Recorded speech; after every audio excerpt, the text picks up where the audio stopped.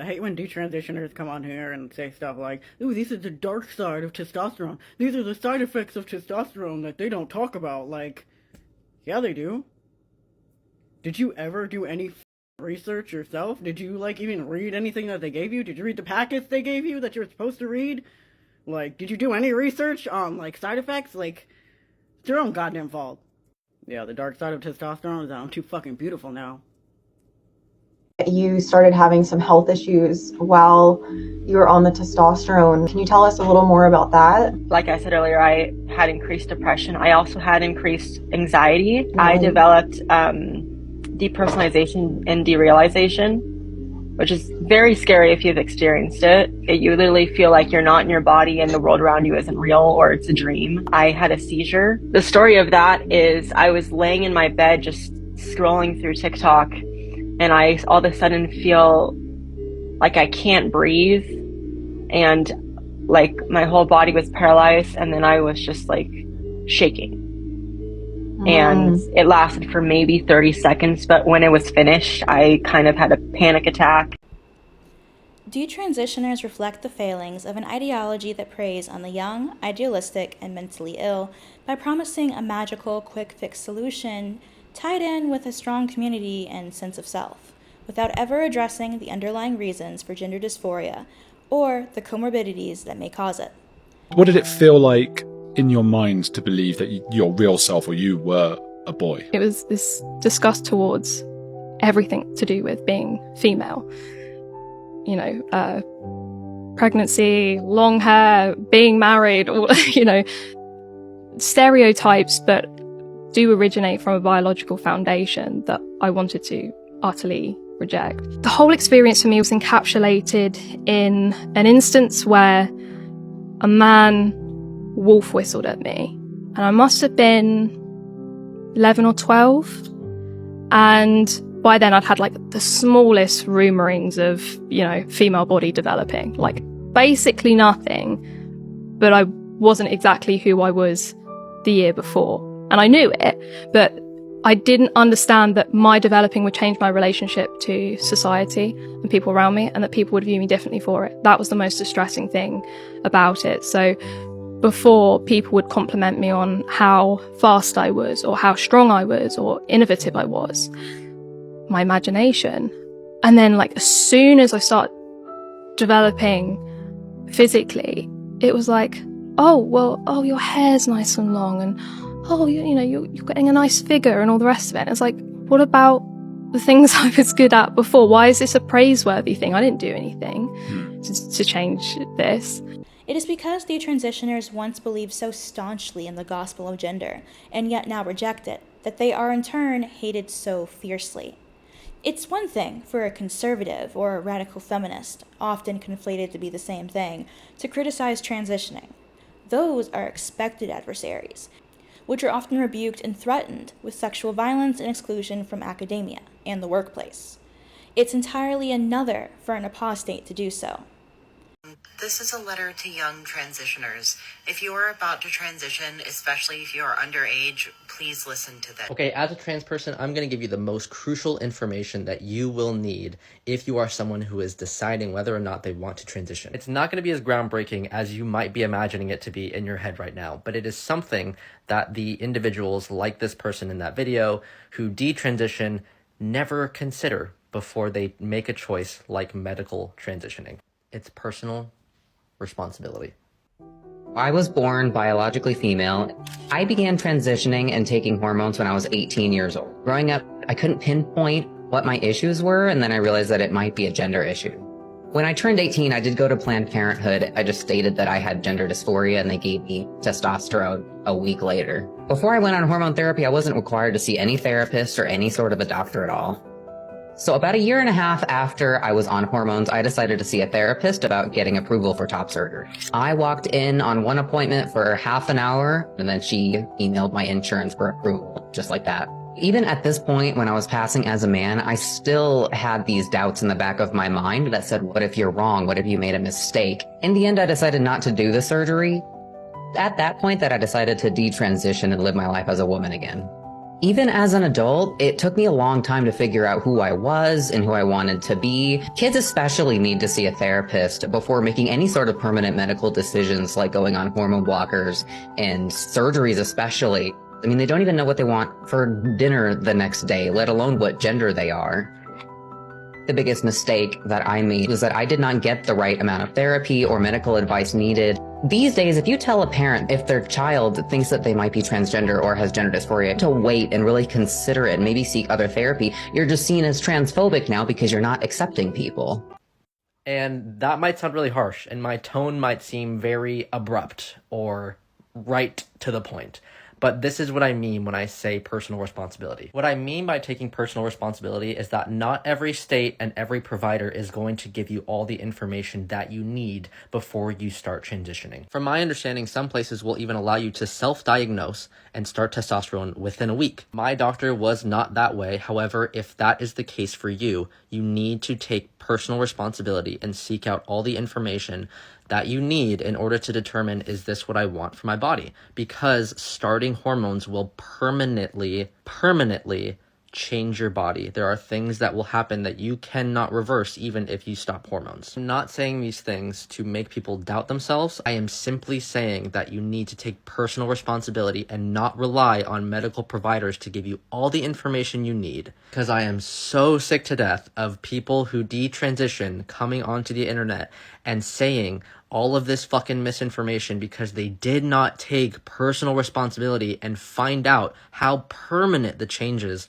were going to be when they started hormone therapy. The hostility towards detransitioners has led to a schism between the community. While some are outspoken and are vocal advocates for tighter restrictions for transitioning, others are aware of the abuse and excommunication they will face if they choose to share their experiences publicly. Although many trans rights activists like to claim that there is no social contagion aspect, many do admit to the role social media played in their decision to identify as trans and to medically transition. What made you start to feel like I might not be a girl? Yeah, so my childhood was pretty turbulent. The home life was pretty chaotic, and so I never really felt like I could truly be open and talk to any of my family members. And so I found friends on the internet in the wrong places, and I feel like that's what's first opened me to trans ideology, is just people that I met on Tumblr and Instagram and those types of websites. I think I was before Tumblr, so I never got into that one, but I hear that from so many detransitioners that Tumblr in particular was a big factor. Yeah, I spent most of my day on Tumblr. It was definitely a really big place for people to share information about LGBTQ stuff. When accounts of regret, complications, and the dark side of transitioning are hidden or subject to abuse if spoken openly about, is it any wonder that there's a dearth of information on transitioners and their experiences in medical literature, let alone on social media? Many like to claim that detransition rates are low. In Littman's 2021 study of 100 detransitioners, 76% did not inform their clinicians that they had transitioned. Studies carried out which claim to be representative of the detransitioner population and illustrate a low detrans rate, such as the 2021 Turban et al. Study, which reported a detransition rate of 13.1%, relies on data from the U.S. Transgender Survey, which was conducted via community outreach organizations and may therefore have excluded detransitioners who were no longer in touch with any such organizations. Only people who still identified as members of the trans community were included. Some of the results and reasons for people detransitioning do sometimes threaten some sort of trans orthodoxies. The number that we've been repeatedly told is less than 1% when it comes to detransition. This has been underestimated in the past. That said, I do want to be really clear that I don't think this is the majority of people, but I don't think it's 1%. Do you anticipate that you'll see a rise in people who perhaps were medically treated one way when they were younger and maybe shouldn't have been? Let's say that the detransition rate could be between 1% and 10%, which is what we see in many studies, although studies are quite limited. If the numbers of people who have initiated a transition grow, which they have in the last 20 years, we will see more people in our society who are experiencing shifts in their identity and who are detransitioning over time. You wanted to stress that it's not anywhere near the majority of people, but also not that 1% number. So is the takeaway from that then that gender-affirming healthcare will benefit the vast majority? I wouldn't disagree with that. Certainly, I know many people in my own life who would experience this care as life-saving. The available evidence does indicate that a majority of people report benefits. The research, though, especially in the long-term horizon, is still fairly limited, so there are some questions emerging. It's really important to understand all outcomes to better support individuals who are making these decisions. Do you worry about how your research could be used by people who are against this care? All aspects of gender-affirming healthcare and our outcomes are being weaponized. It seems like there's just this massive pendulum swing happening, and now it is a swing into a really concerning direction. In other words, the quality of research is low and inconclusive to support the claim that few trans-identified people regret transitioning. Not only has the population of those transitioning shifted drastically over the past 20 years from primarily homosexual males to now include a large female population, but the push to medicalization is recent and has not allowed enough time to pass to determine the longitudinal outcomes of transition and whether or not it actually does cease gender dysphoria.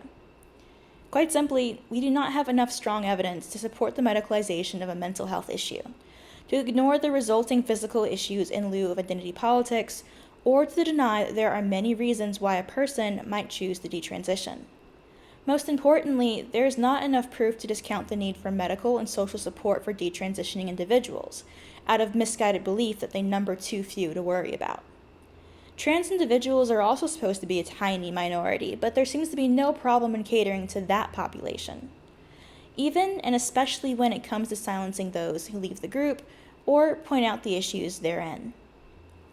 It's important to center detrans voices in the fight against gender ideology and for women's rights, especially as both sides often fall prey to cruelty in how detrans people are discussed. In the midst of the gender conversation, many detransitioners feel like they are being used as pawns in a debate on trans issues and spoken over or denigrated. Their bodies are often described with negative language like ruined, which Max Robinson, author of Detransition, Beyond Before and After, notes as both hurtful and gender essentialist. She writes, "I'm not a wretch though. Women who look different aren't ruined women. To see ourselves as ruined on the basis of how testosterone and surgery changed our bodies is to reveal the extent to which we hold ourselves to woman-hating definitions of what femaleness is. Being a woman does not mean I exist to be looked at and have my appearance evaluated, and it does not mean I exist to have children. These are the metrics by which transition is considered to have ruined us." There are no easy solutions here, but certainly the easiest one to try is to stop medicalizing gender nonconformity to prevent transition to begin with, and to keep open arms and open ears to those who do go down that path and come back. This, dear viewers, is where we part. I've been very frustrated with how a lot of people who are still in the trans community treat detransitioners. You'll see a lot of them, a lot of the ones who are vocal about how they are dissatisfied with their transition. They'll receive responses from other trans-identified people that are basically, well, you just couldn't handle it. You just didn't do your research. You just didn't read hard enough.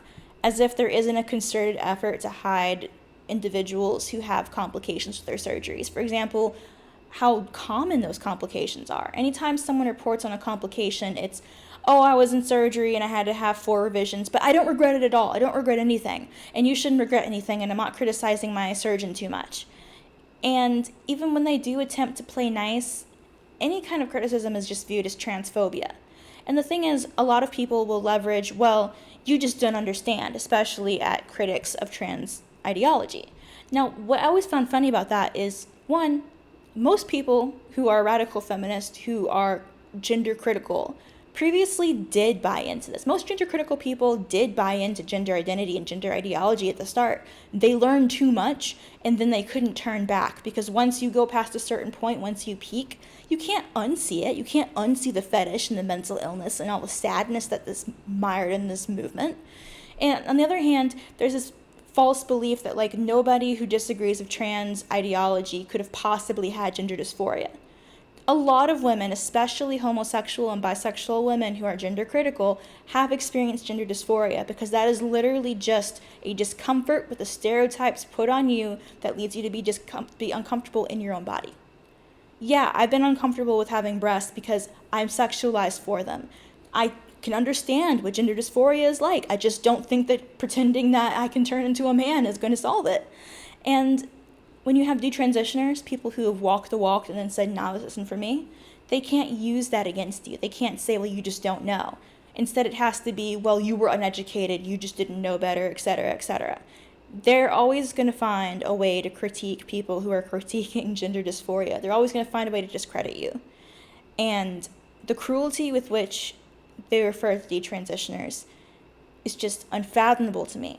You're talking to people who are generally haven't dealt with mental illness, with societal pressures, who wouldn't have gone down this path of doctors if social media, if peers hadn't told them it would fix them. You're telling them that you're the one at fault, basically go fuck yourself and shut up and go in the corner and never speak again. And even to my worst enemies, I've never been cruel like that. They love to leverage you're being cruel when you call a man a man. But I think it's incredibly more cruel to say that to a detransitioner than it is to tell a transidentified person, no, you're still your birth sex. Because one is a true statement, and the other one is just acting out, having a tantrum like a child. Anyhow, if you guys have any comments, questions, or concerns, let me know in the comment section down below, and I'll see you guys next time. Bye!